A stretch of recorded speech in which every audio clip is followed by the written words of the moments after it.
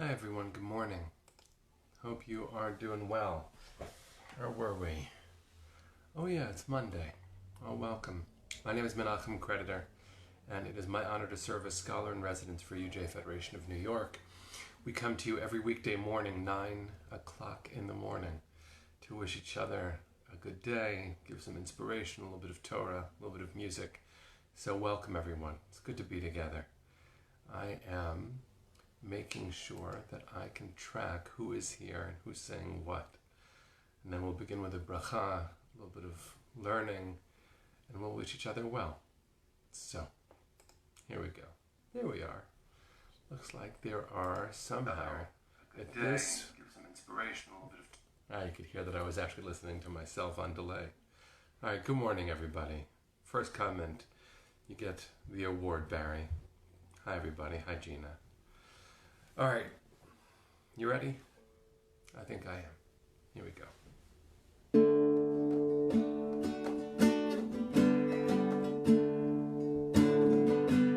Blue skies, I don't know that one, Ellen.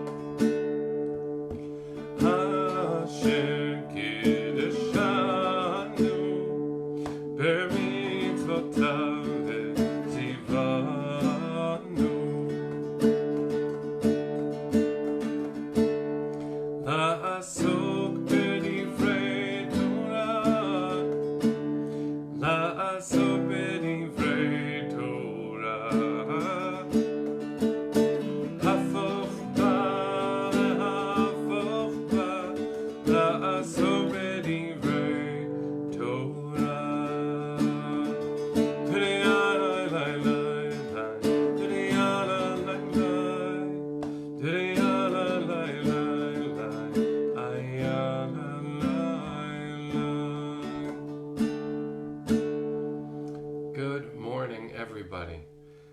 I need to spend my morning with 109 of my best friends every day.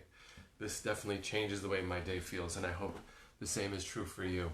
We have been sharing incredible moments together. This last week and the week before, and maybe every week, have been punctuated by such deep things going on in the world. And so what I want us to be able to do is not let go of any of it. The intensity that we have been carrying is based on a yearning for justice in this world. The focus on racial justice has transformed so many of us and reminded us of the purpose that we've been carrying all along. And yes, we're still in the midst of the pandemic. And please God, the opening up should be safe as it begins to happen here in New York and around the world. Isn't it important for us to understand the things that bind us together so that when we can be together, we recognize the work we're called to do as a collective? There's something really, really powerful about that. And I'm grateful to all of you that we've been sharing such depth and that you have been offering your own hearts in response. I've seen incredibly meaningful comments on these posts and as personal messages to me. You should, if you haven't already seen it, go to the UJ New York UJ Federation New York Facebook page that we're on now, scroll back and see the sharing that area rabbis and scholars had on Friday. It was, I think, an incredibly eloquent and passionate primer from varying different Jewish perspectives on racial justice. It wasn't typically what we were doing on Fridays. We were just getting together and saying Shabbat Shalom, but there was something really big about the sharing on Friday. So I would encourage you, after we're done, to go back and to review it. I'm certainly going to do that. I think that we could learn a lot by really continuing to pay attention.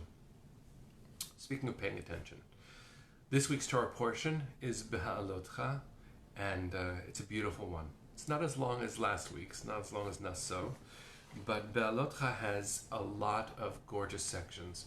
One of them I wanted to share today.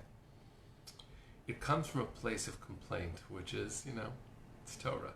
So it's in there. Torah includes all the warts, all the blemishes, and all the sublime moments too. It's really an important thing for us to realize on the meta level, that what makes Torah so sacred is how unflinching it is, how real it is, how the characters in it are heroes. None of them are perfect. And that's not their undoing. Their imperfection is their glory. And that is something for us to really feel proud of. To be proud that our heroes are human, which means we're allowed to be heroes because we're only human. And recognizing as well what Abraham Joshua Heschel famously taught, that to be only human is to be less than human, which means I don't have to be perfect, but I should always be striving to surpass whatever limitations and foibles I have to grow. It's an enormously big gift in the Torah.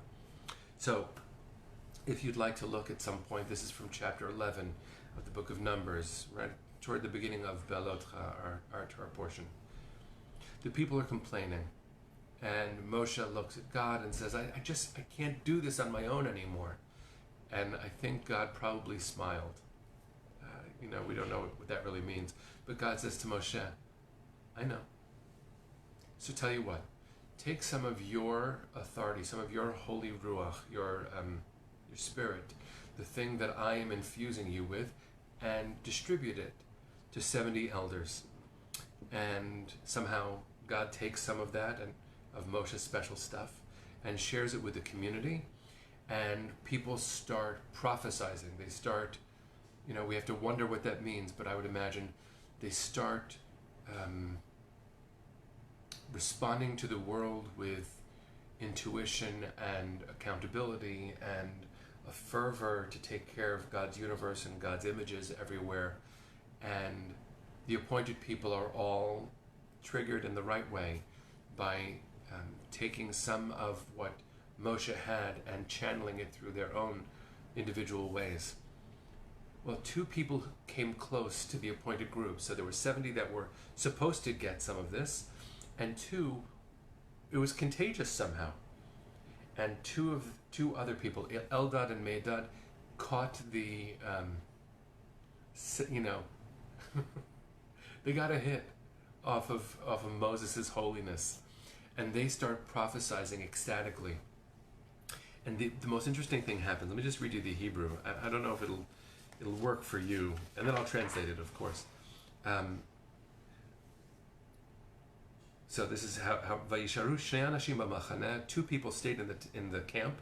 Shem ha'echad Eldad v'shem ha'sheni Medad. One was named Eldad, one was named Medad.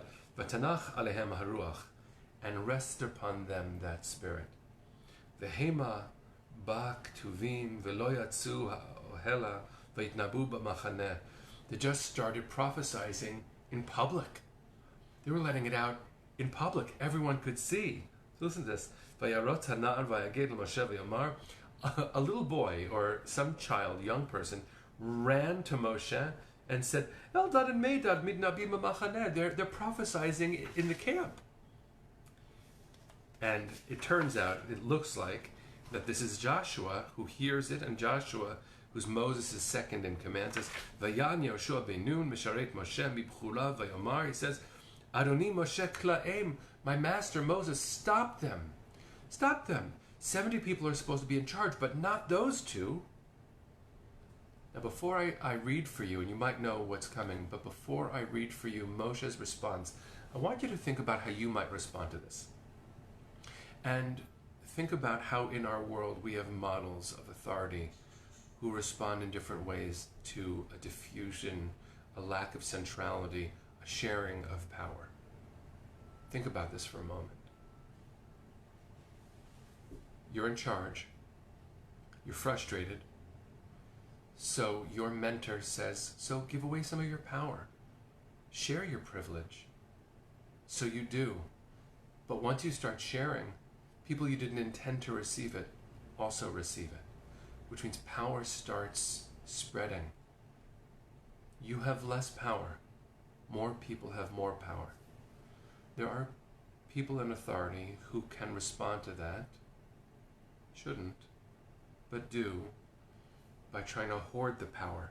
I don't want to share it. And I don't trust you, so I'm not going to give you any of the strength or authority or power that I've got. I'm the only one who knows the way the world should be, and I'm the only one who can get it there. Yes, Martina, as you just said it, ripple effect. The ripple effect of sharing is something the Torah poses as a possibility here, because there were 70 elders who were supposed to prophesy, but more people started doing it. And so this little child says, it's not supposed to be like that. And even Joshua, who is Moses' apprentice, the next to be in command, says, my teacher, stop them. They're not supposed to have this. So listen to Moses' response. And let's daven together that our world could be blessed by leaders who feel just like Moses in this moment. Listen to what he says. Vayomer lo Moshe. Moses says back to Joshua, Hamakaneh atali, you're jealous for me on my behalf? Umi yiten kol ha'am Adonai nevi'im, ki yiten Adonai et rucho alehem. And wouldn't it be great if the entire nation were prophets? A beautiful caregiver has at the heart of their mission, their irrelevance. May one day you not need me, because you can care for yourself and each other. Moses' centrality, even for Moses, is instrumental. I'm not here, says Moses, to be Moshe Rabbeinu. I don't need the glory. I don't need to be the only one with power. I don't want to be the only one with power. It hurts. It hurts to be that. I don't want that. I didn't want this call. I didn't want this mission. But think about what this means. Moses says, I don't want to stand alone in the middle. I don't want to stand alone on top on the mountain. I don't want that. That's not leadership. Leadership is when we share. And when someone else begins to channel some authority, not seeing that as a threat, seeing that as a gift. Think about what civil rights would look like if those in charge recognize that the claiming of dignity and authority is a collective good. A ripple effect, as Martine says, for good. It can be bad too, but it could be good to share power. It could be good not to be scared when other people claim power. Moshe Rabbeinu is in the middle of the people, struggling for their very survival, and sees the sharing of power as the way forward. Just for a second, breathe that in. Breathe in the possibility that sharing power could be the way we lead. Famously, the Lubavitcher Rebbe Menachem Mendel Schneerson attracted lots of students. One of his students was a campus radical, an anarchist, who didn't believe in some central truth, didn't believe in authority, didn't believe in religion.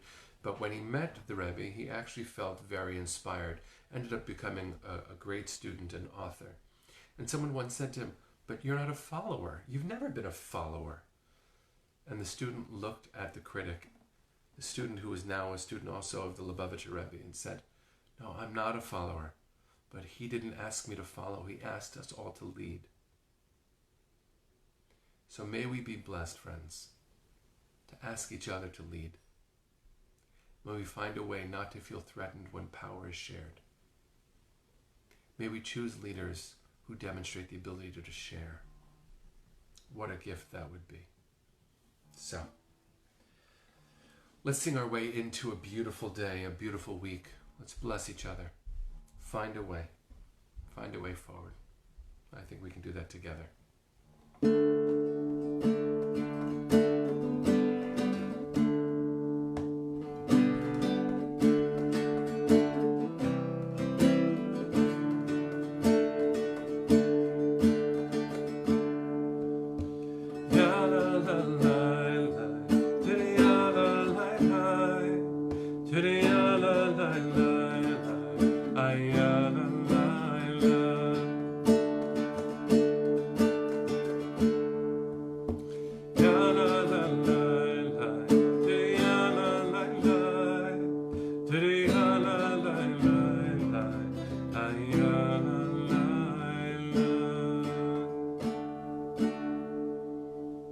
Bless you all, everybody. Have a really good day.